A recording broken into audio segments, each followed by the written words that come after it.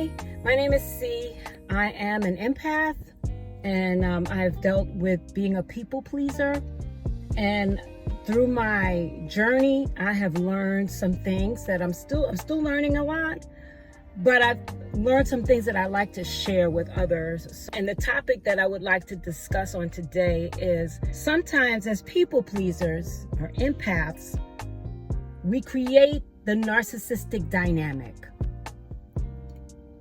And I'm not blaming people pleasers or empaths, because what I'm trying to do has nothing to do with blame. It has nothing to do with diagnosing anybody. It has everything to do with growth as a person and as an empath and as a former people pleaser. So that's what this is about. So what I would like to say is that we teach people to treat us in a certain way. And they come off as narcissists in our minds, and we're looking at it like, oh my God, I'm surrounded by narcissists. But there's something that we're doing that needs to be checked and looked at, because every action gets a reaction. So everything that you put out, all of the energy that you put out, you're getting something back based on what you put out. One of the things that as an empath, we have this habit of apologizing, everything. Oh, I'm so sorry. I'm so sorry. I'm late. Oh my God, I'm so sorry. Oh, I'm so sorry. Okay, stop being sorry. You're not sorry. You're a beautiful human being. You are original. You are special. Stop being sorry. And this is something I always have to check myself on. Instead of, I'm so sorry. You can come in like if you're late. Yes, deep inside you're like, oh, I'm mad, I'm so sorry. But instead, thank you for waiting, or thank you.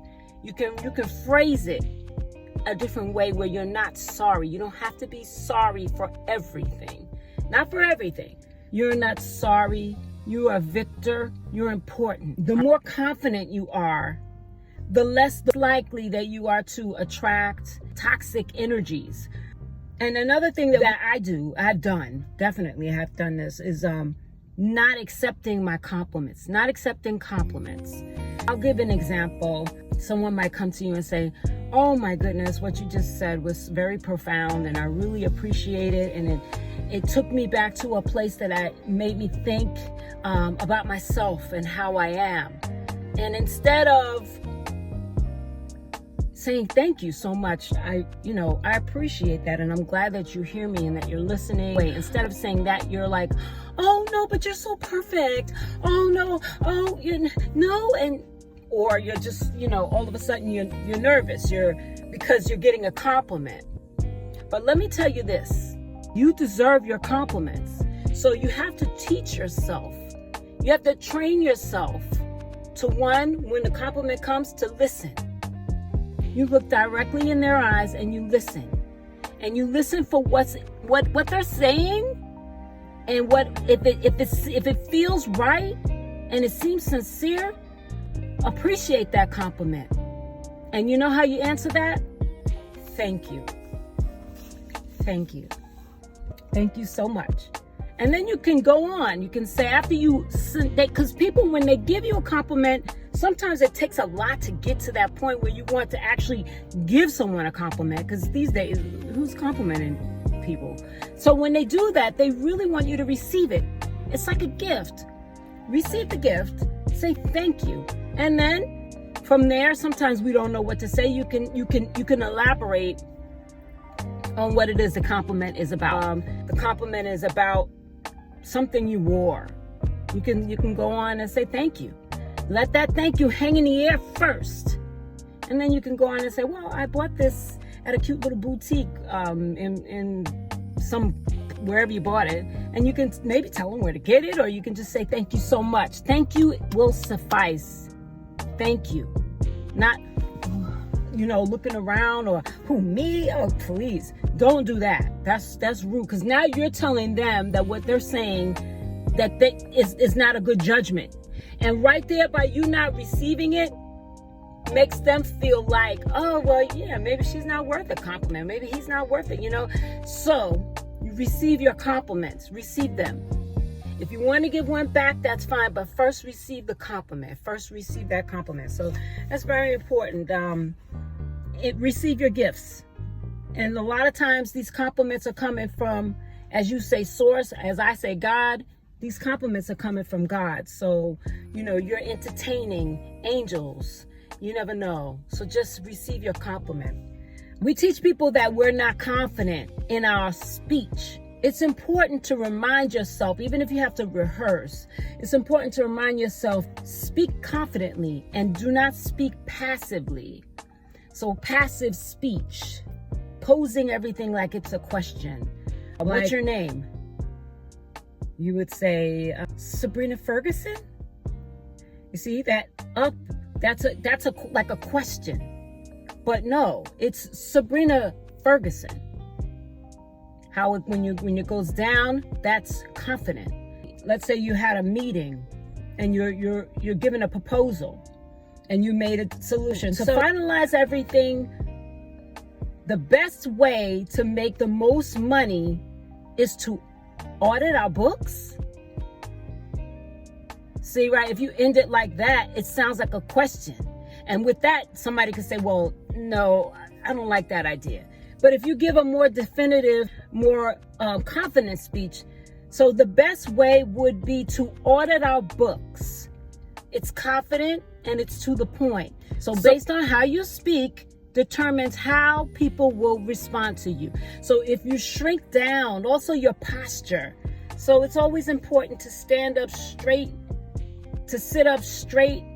It's important to give people eye contact, because when you look away and you look that to somebody, they may think, oh, well, they're very insecure, and they're going to, if they are a narcissist or a toxic person, that's their end. That's their end to find the target that they supposedly want. And they see that and they're like, oh, wow, I can do whatever I want to that person ain't got a clue. So you definitely want to keep the eye contact. You want to be careful of your speech.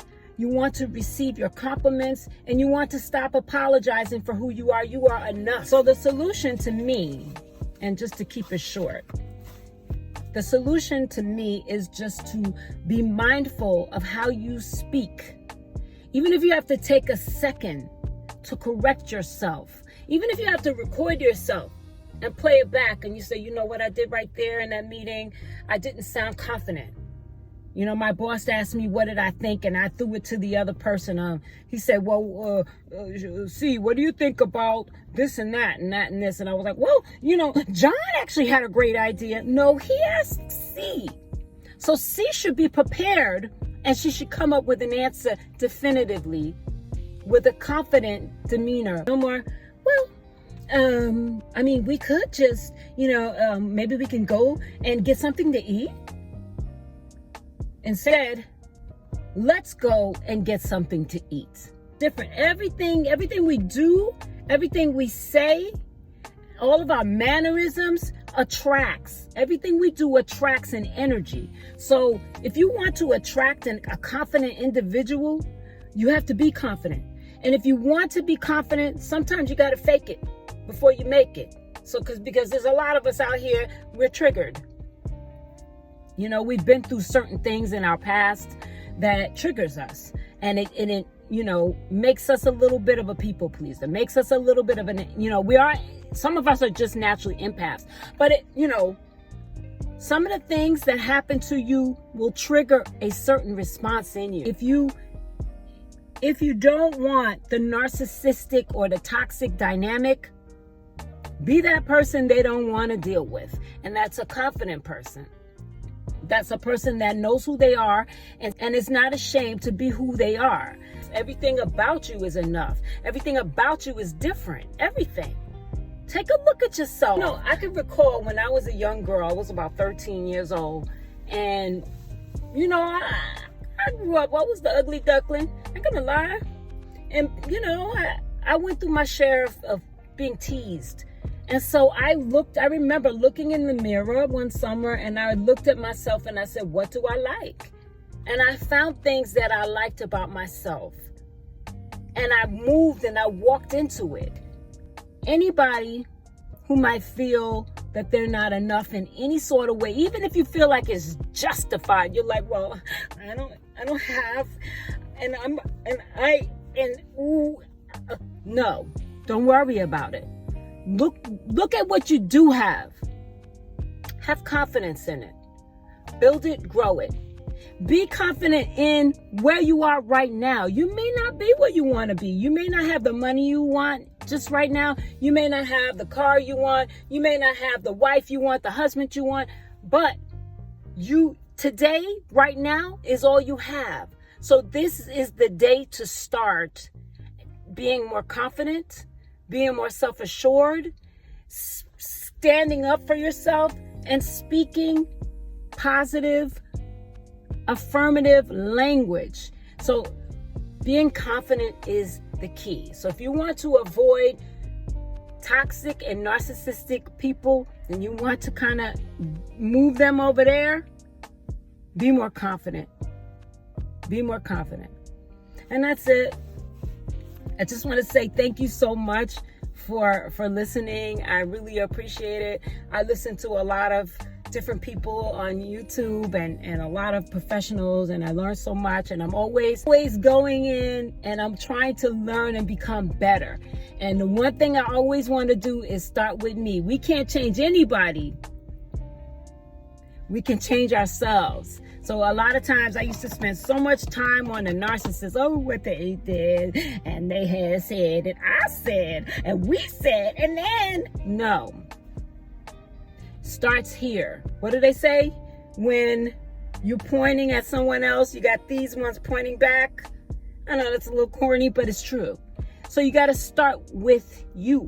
You. You're the main component. You are the only one that can fix you. But thank you so much. God bless. Take care. Bye.